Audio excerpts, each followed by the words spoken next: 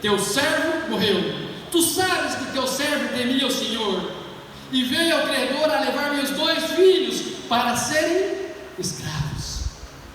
Imagina-se neste momento o desespero de uma mulher viúva com 2 filhos pequenos, e os homens estavam batendo a porta daquela mulher porque desejavam levar os filhos como escravo. Aproximadamente no ano 852 a.C., havia 2 reis: Jorão, o rei de Israel, o qual reinou por 12 anos na nação, cuja capital era Jerusalém. Josafá, rei de Judá, cuja capital era Samaria, o qual reinou por 25 anos a nação de Judá. Que momento terrível e tenebroso para aquela mulher. Havia a escola dos profetas daquela época, as quais Eliseu encabeçava. E eu posso dizer também que Eliseu foi aluno da escola do profeta Elias no passado. E essa mulher era esposa de um dos discípulos dos profetas, e ela acabara de perder o marido. Mas qual é o motivo que levaram os homens a bater na porta daquela mulher e levar os 2 filhos para venderem como escravo? Precisamos entender que todos os homens, todas as mulheres, o ser humano comete erro. Diáconos, anciões, diaconisas, inclusive pastores. A Bíblia diz: todos pecaram e todos carecem da glória de Deus. Romanos 3:23. Romanos 3:10 diz: não existe um justo sequer. Homens de Deus cometem erro, assim como nós estamos entendendo, porque alguém estava batendo na porta daquela viúva, daquela jovem viúva, e desejava levar os 2 filhos cativos para vender como escravos. Mas qual foi o motivo daquela dívida? Existe uma possibilidade. Possivelmente, o motivo de a família estar endividada era que Obadias havia sustentado no passado os 10 profetas do Senhor que ele escondera de Acabe e Jezabel. O rei Acabe, ungido de Deus, havia se casado com uma mulher pagã que não era do povo de Deus, e havia trazido consigo todos os seus deuses do país dela. Mas o rei Acabe também sabia do erro do rei Salomão lá atrás no passado. E qual foi o erro do rei Salomão? Casar-se com uma mulher que não era do povo de Deus. Então essa mulher implacavelmente estava caçando os profetas de Deus para matá-los, perseguia, e assim como encontrava um dos profetas, ele matava. E a Bíblia diz que Obadias, ele escondeu estes profetas. Um dos historiadores da época, Flávio Josefos, ele viveu na época de Jesus, inclusive ele presenciou a destruição de Jerusalém no ano 70 depois de Jesus. Um grande historiador diz nos seus relatos que o homem era Obadias, citado em 1 de Reis, capítulo 18, versículo 4, que diz, 1 de Reis 18, 4 diz: porque sucedeu que, destruindo Jezabel os profetas do Senhor, Obadias tomou 100 profetas, de 50 em 50, 50 de um lado e 50 de outro, e os escondeu em uma cova, e os sustentou com pão e água. Possivelmente, Flávio Josefos escreveu este relato.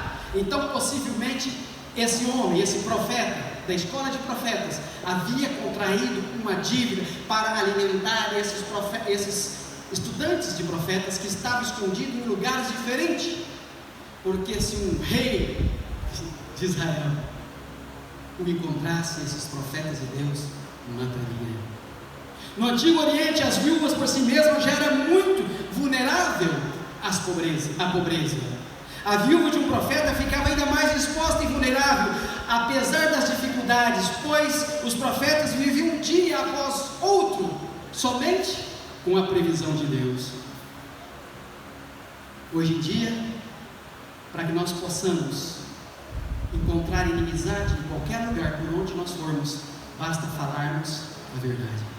E naquela época esses profetas estavam sendo caçados, e se encontrassem seriam mortos, mutilados. Eliseu conhecia o jovem esposo daquela mulher. Ele chegou ao profeta, ela chegou-se ao profeta de Deus clamando por socorro. Eliseu lhe disse: o que é que posso fazer por você, mulher? Ele sabia da situação que aquela mulher estava passando. Diz-me o que tem em tua casa. E ela disse: tua serva não tem nada em casa senão uma botija de azeite. As pessoas desse período, nesta época, que tinham poder aquisitivo financeiro muito bom, elas guardavam seus azeites, quem sabe, em uma botija de ouro, de bronze, de ferro. Mas uma pessoa pobre, ela colocava o azeite ou numa botija de ouro ou numa botija de barro.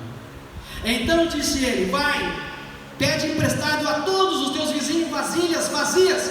Ei, disse ele para a mulher: não poucas, muitas vasilhas. Então entra e fecha a porta sobre ti e sobre os teus filhos. Deite o azeite em todas aquelas vasilhas e põe a parte a que estiver cheia. Que texto tremendo, não é mesmo? O que essa mulher estava passando neste momento? Que dificuldade ela estava enfrentando naquele momento? A Bíblia destaca algumas coisas sobre o azeite e sua utilização em diversas situações daquele período, naquela época, para que nós possamos entender. Como alimento, hoje existem pessoas que comem muito bem, existem pessoas que pagam muito bem para alguém cozinhar, e se não tiver o azeite, não tinha como fazer. Levíticos 2:1, Levíticos 2, 4 e 7, 1 de Reis, capítulo 12, versículo 17, versículo 12, nos dá uma pista.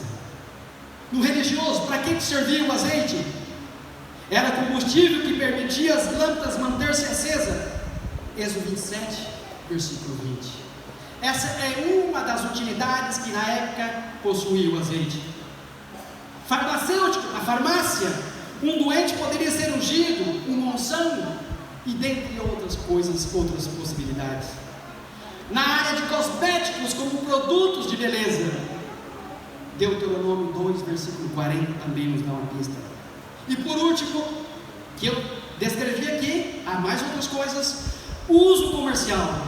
Ter o azeite naquela época em abundância era considerado sinal de prosperidade. As pessoas eram prósperas, reconhecido como valor de cereais, de vinho. E nós podemos encontrar em Números 18, versículo 12, Deuteronômio 7, versículo 13 e 1 de Reis 5, versículo 11. O texto conta a história de uma viúva que recorre sim a Deus. Ela vai a Deus em busca de quê? De ajuda. Seu marido acabara de morrer, era discípulo de profeta, era um homem justo, íntegro, digno e temente a Deus.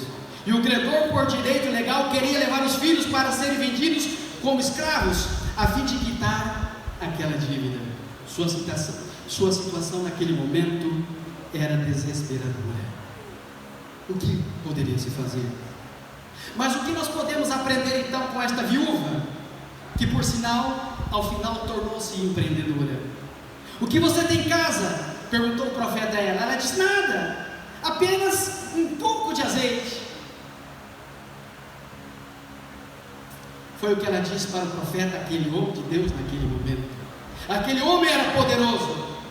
E hoje, se nós como seres humanos também queremos nos tornar poderosos, Romanos 1, versículo 16 diz: basta lermos os evangelhos de Deus. Vocês lembram?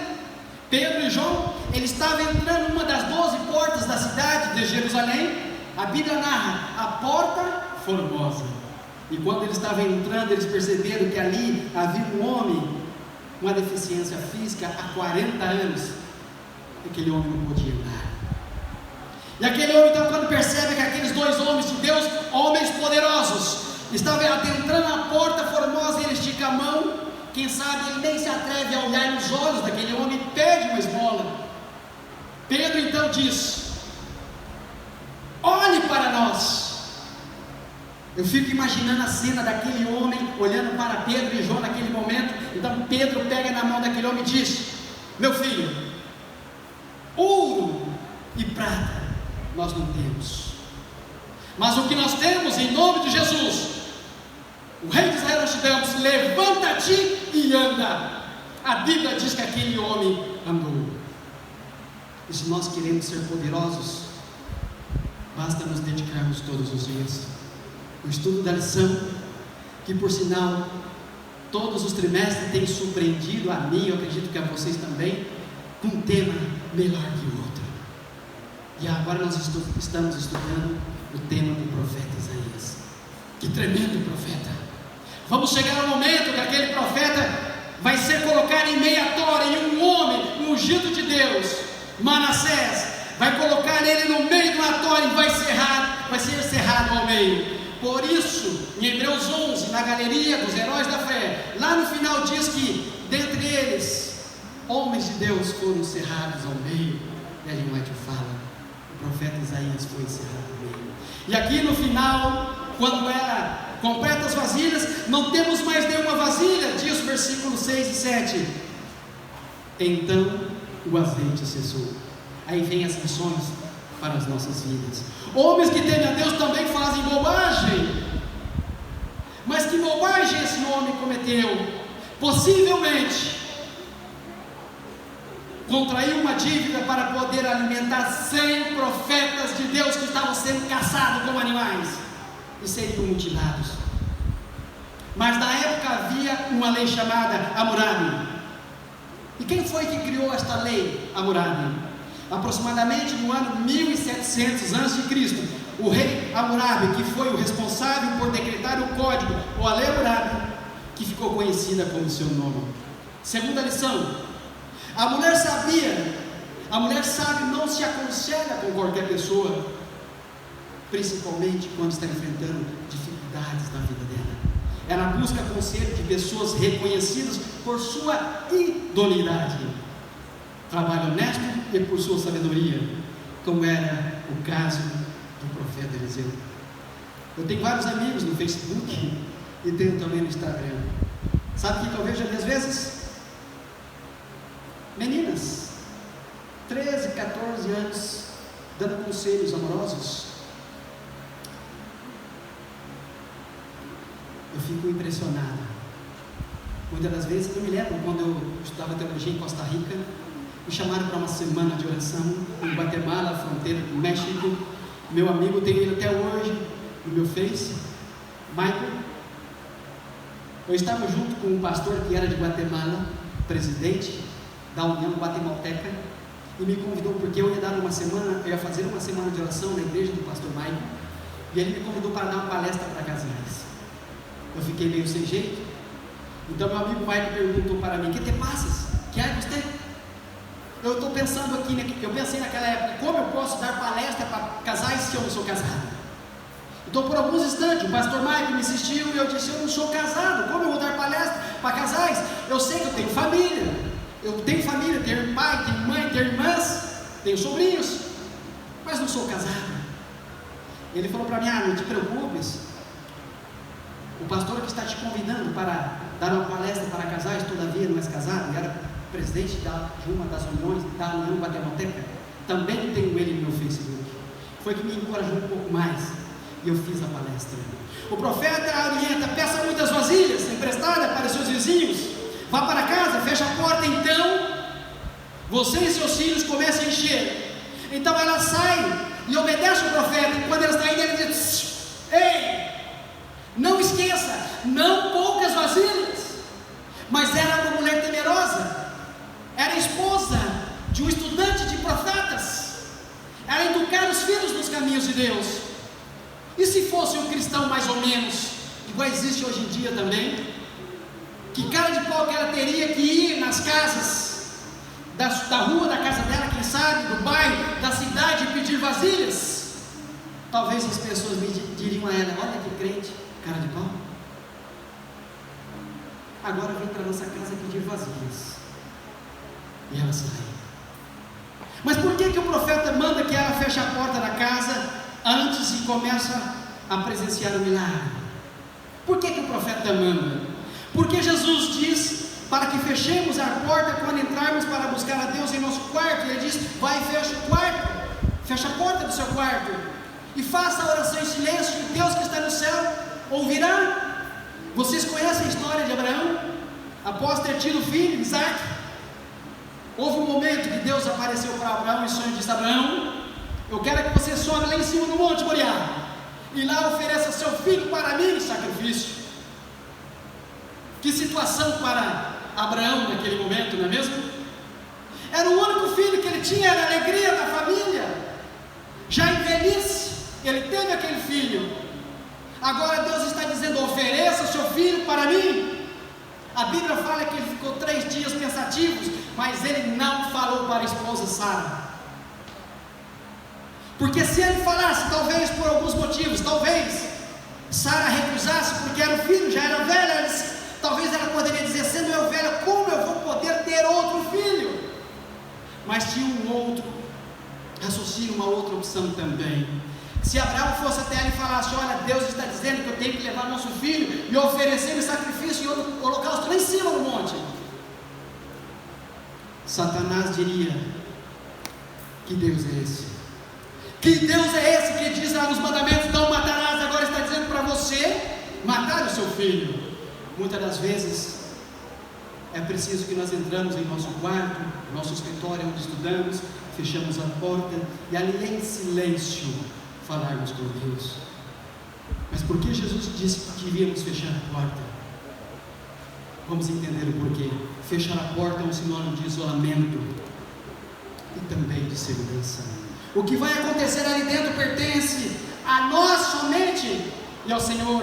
O que iria acontecer naquele momento, naquela casa, pertencia somente a os filhos de Deus e ninguém mais. O profeta sabe que a hora é sagrada, o momento em que Deus irá se revelar para aquela mulher. Estavam passando por dificuldades. Aquela região por 3 anos e meio ficou sem chover, não havia nada para comer. Mas é nas situações difíceis que Deus se revela. E isso, para que isso aconteça, requer atenção e reverência. A multiplicação depende de uma trigeradora, de uma oferta, de algo assim. O milagre nunca parte do zero. Ele demanda de uma unidade, de um pão, de um peixe, de um frasco de azeite, algo assim. Quando eu estudei teologia, parte delas eu fiz em Costa Rica, na América Central, e partes eu fiz na Espanha. Eu já falei aqui. E uma das vezes decidimos ir para Marrocos. Estávamos no continente europeu, atravessaríamos o Estreito de Gibraltar e iríamos para Marrocos. Eu e o pastor Pedro, português, que vocês conhecem aqui, alguns conhecem. Hoje está estudando medicina em Foz do Iguaçu. E quando estávamos atravessando o Estreito de Gibraltar, estávamos num navio imenso de aproximadamente 1.200 pessoas, e embaixo do navio havia lugar para caminhões e ônibus. Eu percebi que aquelas pessoas na época, e até hoje é assim, inclusive o doutor Rodrigo Silva, ele diz, eles comem, eles pegam o pão, eles vão rasgando, eles não cortam com uma faca, porque tem lugar que haja nojento. O que nós fazemos hoje, por exemplo, comemos, aí vamos no restaurante, comemos, usamos talheres, garfo, faca, colher, e muitas das vezes não é lavado direito, então eles preferem cortar com as mãos. Por quê? Porque eles sabem a situação que está no dedo, se está limpo ou não. Então eles iam rasgando os pedaços de pão, servindo naquele navio. O milagre nunca parte do zero. A unidade que gera o milagre sempre origina em nós e não em Deus. E naquele momento, então, quando Jesus fez o milagre dos pães e os peixinhos, eu fico imaginando os discípulos andando por aquelas pessoas, 5.000 pessoas, sem encontrar mulheres e crianças. As pessoas iam arrancando um pedaço de pão e o pão voltava ao normal, arrancando e o pão voltava ao normal, arrancava um pedaço de pão e o pão voltava ao normal. Eu fico pensando, eu acredito que foi assim, porque os 2 milagres que Jesus fez, sobraram pães e sobraram peixinhos. Deus usa os nossos recursos concretos com alicerce de sua obra. Ele usa o que temos e não o que gostaríamos de ter. A mulher vulnerável, essa mulher que estava em desespero, tinha um frasco. O milagre fica limitado ao alcance da nossa fé, que pode ser medido pelo número de vasilhas que estamos dispostos a coletar. Possivelmente ela foi na rua, no bairro, na cidade, atrás de vasilhas, porque quando ela falou com o profeta, ela estava saindo, e ele disse: olha, ei, não poucas vasilhas, muitas vasilhas. Ela entendeu, ela cria em Deus, e ela sabia que acontecer o milagre, ela só não imaginava exatamente como, mas ela sabia. Termina os recipientes e o milagre cessa. Quantas vasilhas você teria pedido? Já parou para pensar? 5, 10, 40, 50 vasilhas? Pedir emprestado dá trabalho. Você precisa correr sim. Toda a vizinhança. E naquele momento ela estava percorrendo, e ela percorreu toda a vizinhança. Seja um empreendedora, disse o profeta, paga as suas dívidas e você viverá do restante. Venda o azeite. Ainda havia um movimento a fazer. Mal ela sabia, mas ela se tornaria uma comerciante. Muitas pessoas hoje em dia só precisam de um empurrão, irmão, para sobreviver na vida. Mas infelizmente tem outras pessoas, inclusive dentro da nossa igreja, que é preciso que empurre a vida inteira. O milagre nos tira do trivial, do banal, do comum, do corriqueiro, do simples, e nos empurra para o novo, igual aconteceu com esta mulher. A viúva não era uma vendedora, mas ela se tornaria uma. Sua ação obediente salva a sua família da escravidão. Perder o esposo e quase perder os filhos.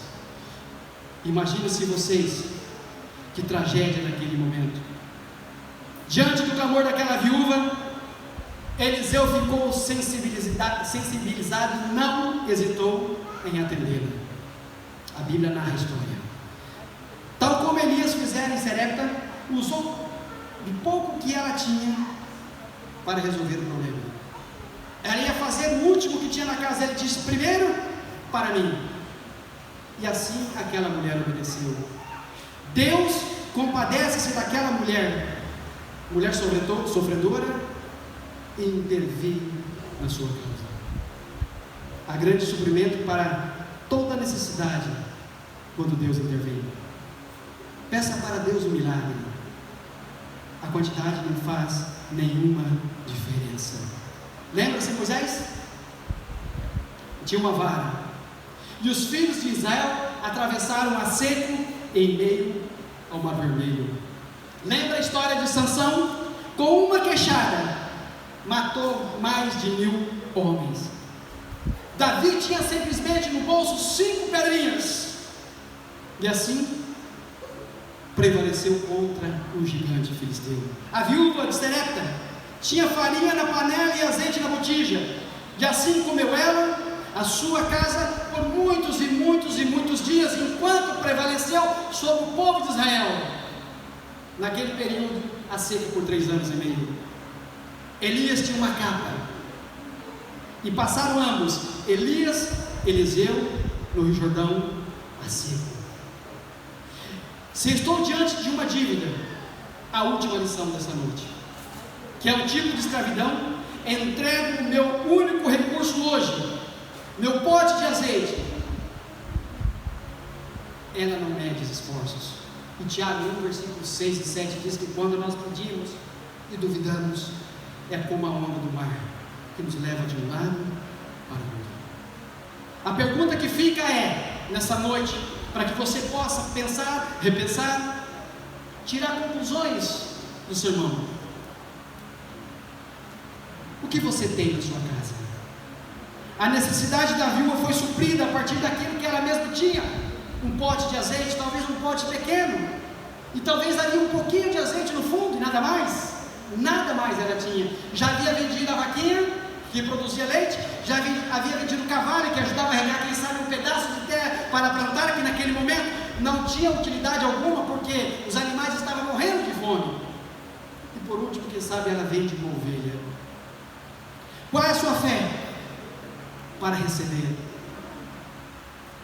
Você levaria quantas vasilhas? Somos cristãos. Aquela mulher então, ela vai até um profeta e clama ao profeta: meu marido, teu servo, morreu. Os credores, os agiotas estão na porta da minha casa batendo, e tudo que eu tenho neste momento são meus 2 filhos, que eduquei nos caminhos de Deus. Agora, se eles levarem meu filho para longe? Não sei quando voltarei.